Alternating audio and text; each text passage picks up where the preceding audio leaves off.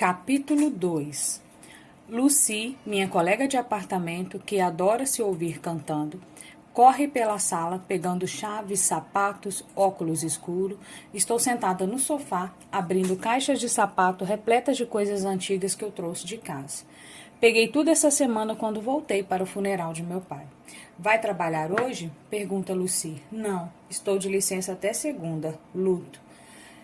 Ela para bruscamente. Até segunda? Zomba ela, sua vaca sortuda. Sim, Lucy, foi a maior sorte meu pai morrer. Ironizo, claro, mas me contraio ao perceber que na verdade não pareci tão sarcásticas assim. Você entendeu o que eu quis dizer, murmura ela, pegando a bolsa enquanto se equilibra em um pé e coloca o sapato no outro. Não vou dormir em casa hoje, vou ficar com Alex. Ela bate a porta ao sair. Aparentemente temos muito em comum, mas, além do mesmo manequim, da mesma idade e de nomes com 4 letras, começando com L e terminando por Y, somos nós duas meninas dividindo um apartamento. Por mim, tudo bem. Além da cantoria incessante, ela é bem tolerável. É limpa e passa muito tempo fora. Duas das qualidades mais importantes para uma pessoa que mora com você. Estou destampando uma das caixas quando meu celular toca. Estendo o braço até o canto e o pego. Quando vejo que é minha mãe, afundo o rosto no sofá e finjo chorar na almofada. Levo o celular até o ouvido. Alô? São 3 segundos de silêncio. Depois, oi, Lili. Suspiro e me sento de novo. Oi, mãe. Estou realmente surpresa por ela falar comigo. Só se passou um dia desde o funeral. Eu esperava ter notícias só daqui a 364 dias. Como você está? Pergunto. Ela suspira dramaticamente. Estou bem, responde. Sua tia e seu tio voltaram para Nebraska hoje de manhã. Vai ser minha primeira noite sozinha desde que... Você vai ficar bem, mãe, garanto, tentando passar confiança. Ela fica em silêncio por tempo demais. Depois diz, Lili, só queria que você soubesse. Não precisa sentir vergonha por ontem. Fico quieta, eu não estava com vergonha, nem um pouco. Todo mundo congela de vez em quando. Eu não devia tê-la pressionado daquele jeito. Ainda mais em um dia tão difícil. Devia ter perdido para seu tio fazer o discurso. Fecha os olhos, lá vai ela de novo, encobrindo o que não quer ver, assumindo uma culpa que nem é sua. Ela se convenceu, claro, de que fiquei paralisada ontem e por isso me recusei a falar. É óbvio. Penso seriamente em confessar que não foi um erro, não congelei. Simplesmente não tinha nada de bom a dizer sobre o homem medíocre que ela escolheu para ser meu pai. Mas, em parte, me sinto culpada pelo que fiz, especialmente porque minha mãe não devia ter testemunhado aquilo. Então, acabo aceitando sua deixa e entro no jogo. Obrigada, mãe. Me desculpe por ter paralisado. Tudo bem, Lili, preciso ir à seguradora. Amanhã teremos a reunião sobre as apólices de seu pai. Me ligue, ok? Ligo sim, respondo. Te amo, mãe. Encerro a ligação e jogo o celular do outro lado do sofá. Abro a caixa de sapatos no colo e retiro o conteúdo. Bem no topo há um coraçãozinho oco de madeira. Passo os dedos por ele e me lembro da noite em que o ganhei. Assim que começo a assimilar a lembrança, afasto o objeto. A nostalgia é uma coisa curiosa. Separo algumas cartas antigas e recortes de jornal. Embaixo de tudo encontro o que eu sabia estar nessas caixas e, ao mesmo tempo, esperava que não estivesse. Meus diários de Ellen. Passo as mãos por cima das capas. São 3 nessa caixa, mas provavelmente 8 ou 9 no total. Não li nenhum desde a última vez que escrevi algo.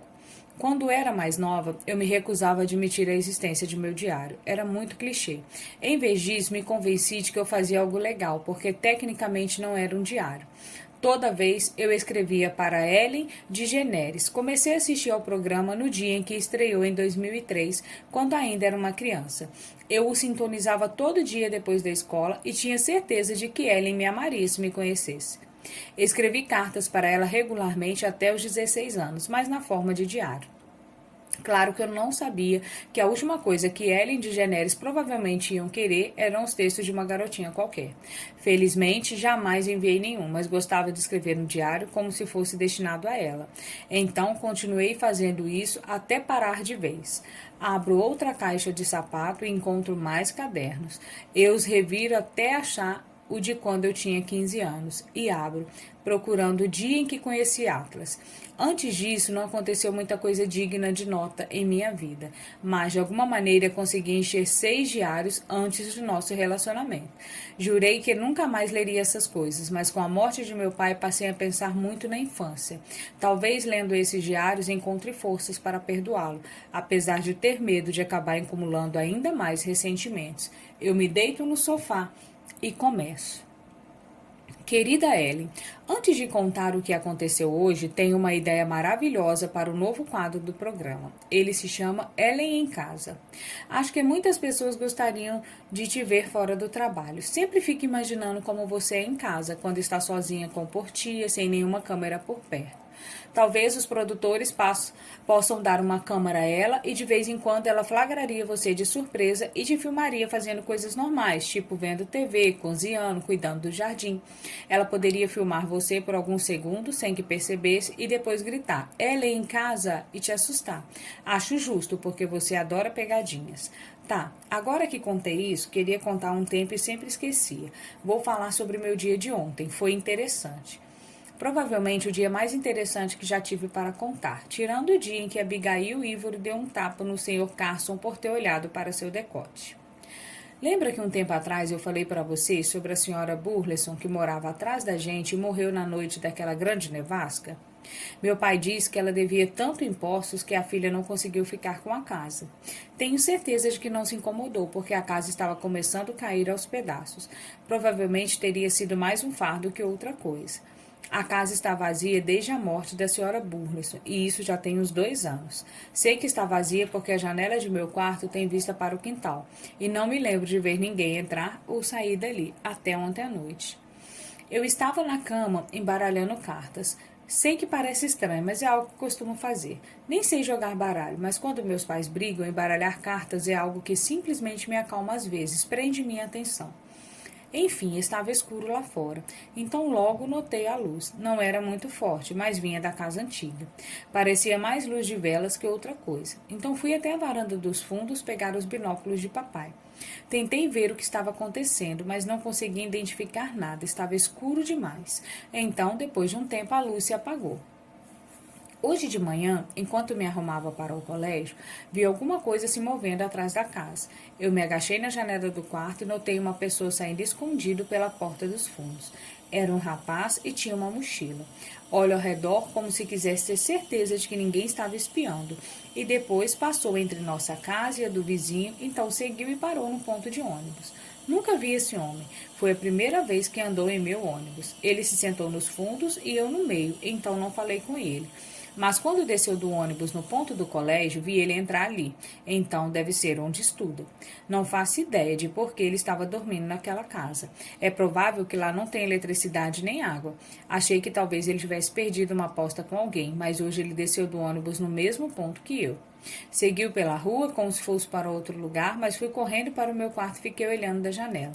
Em alguns minutos eu o vi entrar escondido pelos fundos da casa vazia. Não sei se eu devia dizer alguma coisa para minha mãe. Odeio ser enxerida, por isso não é da minha conta. Mas se aquele menino não tem para onde ir, acho que minha mãe saberia como ajudar porque ele trabalha no colégio. Não sei, talvez eu espere alguns dias antes de dizer alguma coisa, para ver se ele volta para casa. Talvez só precise de um tempinho longe dos pais, algo que eu mesma gostaria às vezes. Ok, depois eu te conto o que acontecer amanhã. Lili. Querida Ellie, quando vejo seu programa, avanço todo o trecho em que você dança. Eu costumava ver o começo quando você dançava no meio da plateia, mas agora acho um pouco chato e prefiro só escutar você falar. Espero que não fique bravo. Tá, descobri quem é o rapaz. E sim, ele continua morando lá. Já se passaram 2 dias e eu ainda não contei pra ninguém. O nome dele é Atlas Corrigan e está no último ano, mas é tudo que eu sei. Perguntei a Kate quem era ele quando ela se sentou ao meu lado no ônibus. Ela revirou os olhos e me contou o nome, mas depois disse... Eu não sei mais nada sobre ele, mas ele fede. Ela enrugou o nariz como se estivesse enjoada. Eu queria gritar com ela e dizer que não é culpa dele, que o menino não tem água em casa. Mas em vez disso, só olhei para ele. Talvez eu tenha olhado demais, porque ele percebeu que eu o estava encarando. Quando cheguei em casa, fui cuidar da horta no quintal. Meus rabanetes estavam prontos para ser colhidos, então fiquei lá fora fazendo isso. Só sobrou isso na horta. Está começando a esfriar, então não tem muita coisa que eu possa plantar. Eu provavelmente poderia ter esperado mais alguns dias antes de tirá-lo, mas também fui lá para fora porque estava sendo encherida. Enquanto os puxava, percebi que alguns estavam faltando. Pareciam que tinham acabado de desenterrá-lo. Sei que não fui eu que os tirei. Meus pais nunca mexem na horta. Então pensei em Atlas, e muito provavelmente tinha sido ele. Eu não tinha me dado conta de que se ele não tem acesso à água, também não devia ter comida. Entrei em casa e fiz 2 sanduíches. Peguei 2 refrigerantes na geladeira e um pacote de batata fritas. Coloquei tudo numa bolsa térmica, fui até a casa abandonada e deixei a bolsa na varanda dos fundos perto da casa. Eu não sabia se ele tinha me visto, então bati bem forte e depois voltei correndo para minha casa, seguindo direto para o meu quarto. Quando cheguei na janela para ver se ele ia sair, a bolsa já tinha sumido. Então, descobri que ele andava me observando. Agora estou um pouco nervosa por ele saber que eu sei de sua presença. Não sei o que dizer se ele tentar falar comigo amanhã. Lili. Querida Ellen, hoje vi sua entrevista com o candidato à presidência Barack Obama. Isso não te deixa nervosa? Entrevistar pessoas que podem governar o país algum dia? Não entendo muito de política, mas acho que eu não conseguiria ser engraçada tanto sob pressão. Cara, muita coisa aconteceu com nós duas. Você acabou de entrevistar alguém que pode vir a se tornar nosso próximo presidente e eu estou levando comida para um mendigo. De manhã, quando cheguei ao ponto de ônibus, Atlas já estava lá. No início, éramos só nós dois. E não vou mentir, foi constrangedor. Vi que o ônibus virava a esquina e torci para que ele viesse mais rápido. Assim que o ônibus parou, Atlas se aproximou de mim e, sem erguer o olhar, disse: "Obrigado." As portas do ônibus se abriram e ele me deixou entrar primeiro. Eu não disse de nada, porque fiquei meio que chocada com minha reação. A voz me arrepiou, Ellie. A voz de algum garoto já causou isso em você? Ah, espere, desculpa. A voz de alguma garota já causou isso em você? Ele não se sentou perto de mim, nem nada do tipo no caminho até o colégio, mas na volta ele foi o último a subir no ônibus. Não tinha nenhum lugar vazio, mas pela maneira como ele olhou para todo mundo no ônibus, eu percebi que não estava procurando um lugar para se sentar. Estava me procurando. Quando seus olhos encontraram os meus, olhei depressa para meu colo. Odeio não ser muito confiante com garotos. Talvez seja algo que eu supere quando finalmente completar 16 anos. Ele se sentou ao meu lado e colocou a mochila entre as pernas. Então entendi o que Kate estava falando. Ele fedia um pouco, mas não o julguei por causa disso. Ele não disse nada a princípio, mas ficou remexendo em um buraco na calça jeans. Não era um buraco que deixava a calça mais estilosa. Dava para perceber que era um buraco de verdade, porque a calça era velha. Até parecia um pouco pequena para ele, porque seus tornozelos estavam aparecendo. Mas ele era magro o suficiente para que ficasse bem nas outras partes. "Você contou para alguém?" perguntou. Olhei para ele quando falou e ele estava me encarando parecendo preocupado. Foi a primeira vez que consegui olhar direito para ele. Seu cabelo era castanho escuro, mas achei que se ele o lavasse talvez não ficasse tão escuro quanto estava naquele momento. Seus olhos eram claros, diferentemente do restante de seu corpo. Olhos azuis de verdade, parecido com os de Russell Silveriano. Eu não devia comparar seus olhos aos de um cachorro, mas foi a primeira coisa que me passou pela cabeça quando os vi. Balancei a cabeça e olhei pela janela. Achei que ele ia se levantar e encontrar outro lugar para se sentar. Afinal, eu disse que não tinha contado a ninguém, mas ele não fez isso. O ônibus parou algumas vezes e o fato dele ainda estar ali me deu um pouco de coragem. Então falei em um sussurro. "Por que não mora em casa com os seus pais?" Ele me encarou por alguns segundos, como se estivesse tentando decidir se podia confiar em mim ou não. Depois respondeu: "Porque eles não querem." Foi então que ele se levantou. Achei que tivesse deixado ele irritado, mas então percebi que tinha chegado ao nosso ponto. Peguei minhas coisas e desci do ônibus logo atrás. Ele nem tentou disfarçar para onde estava indo como costumava fazer. Normalmente ele segue pela rua e dá a volta no quarteirão para que eu não veja passando pelo quintal. Mas hoje ele foi andando até meu quintal comigo. Quando chegamos aonde eu normalmente me viraria para entrar em casa e ele continuaria andando, nós dois paramos. Ele chutou a terra com o pé e olhou para minha casa atrás de mim. "Que horas seus pais chegam?" "Umas 5 horas", respondi. Eram 3h45.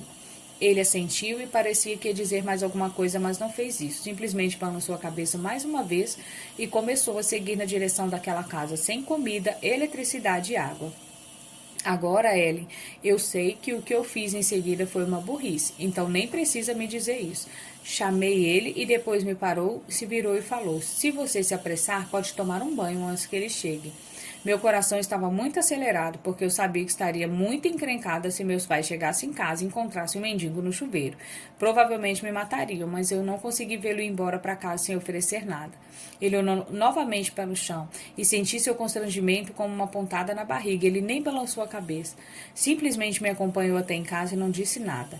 Enquanto ele tomava uma bucha, eu estava em pânico. Fiquei olhando pela janela em busca do carro do meu pai ou de minha mãe, apesar de saber que demoraria 1 hora para eles chegarem.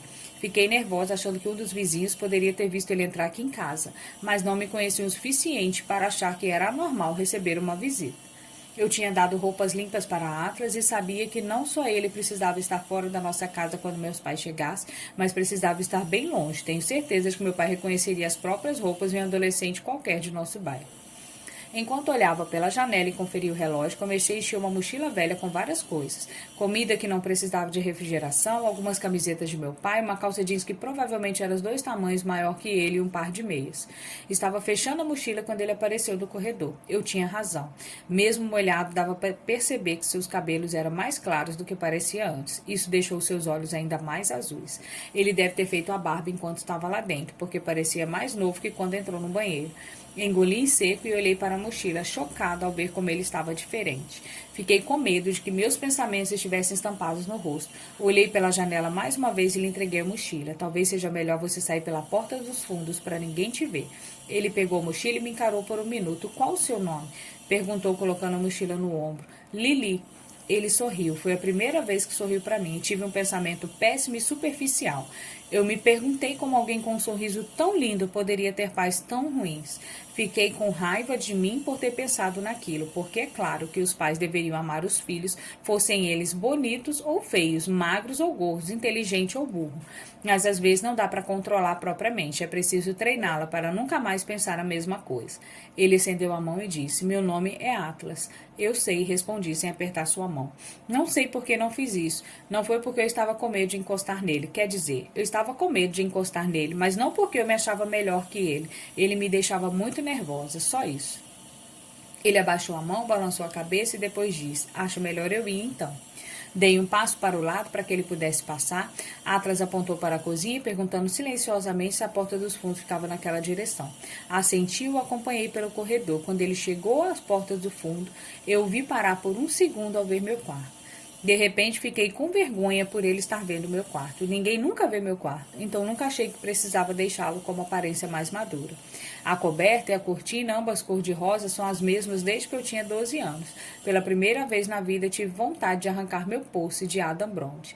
Atlas não pareceu se importar com a decoração do quarto. Ele olhou fixo para a minha janela, a que dá para o quintal, e depois me olhou de novo. Antes de sair de minha casa, disse: obrigada por não ser detrativa, Lili. E depois foi embora. Claro, eu já ouvi esta palavra, mas foi estranho ouvir um adolescente dizer isso. O mais estranho é como tudo em Atlas me parece muito contraditório. Como um rapaz que é nitidamente modesto, educado e usa palavras como detrativa não tem onde morar. Como um adolescente vira um mendigo? Preciso descobrir ele. Vou descobrir o que aconteceu com ele. Espere só para ver. Lili. Estou prestes a ler outra carta quando meu celular toca. Engatinho no sofá para pegá-lo e não fico nem um pouco surpresa ao ver o número de minha mãe. Sozinha, depois da morte de meu pai, provavelmente ela vai me ligar o dobro de vezes que ligava antes. Alô? O que acha de eu me mudar para Boston? Pergunta ela bruscamente. Agarra a almofada ao lado e enfia o rosto ali, abafando meu grito. Nossa! Exclamo. Sério? Ela fica em silêncio, depois acrescento. Acabei de pensar nisso. Amanhã a gente conversa. Estou quase atrasada para a reunião. Tá, tchau. E como num passe de mágica, sinto vontade de sair de Massachusetts. Ela não se pode se mudar para cá. Não conhece ninguém aqui. Iria pedir atenção todos os dias. Amo minha mãe, não me entendam mal, mas eu me mudei para Boston em busca de independência e eu me sentiria menos livre com ela na cidade. Meu pai foi diagnosticado com câncer há 3 anos, quando eu ainda cursava a faculdade. Se Riley Kincaid estivesse ali, eu lhe contaria a verdade nua e crua de que me senti um pouco aliviada quando Andrew Bloom ficou doente demais para machucar alguém fisicamente. Isso mudou de vez a dinâmica do relacionamento de meus pais. Não senti mais a obrigação de ficar em pletora para garantir o bem-estar de mamãe. Agora que papai faleceu e que não preciso mais me preocupar com minha mãe, eu ansiava por abrir as asas e voar, por assim dizer. E agora ela vai se mudar para Boston? Sinto como se tivesse cortado minhas asas. Cadê minha carteira de polímetro resistente à maresia quando preciso de uma?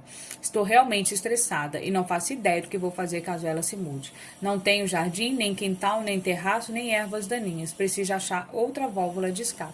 Decido arrumar as coisas em casa. Guardo no armário do quarto todas as velhas caixas cheias de diários e bilhetes. Depois organizo meu armário inteiro. Minhas joias, meus sapatos, minhas roupas. Ela não pode se mudar para Boston.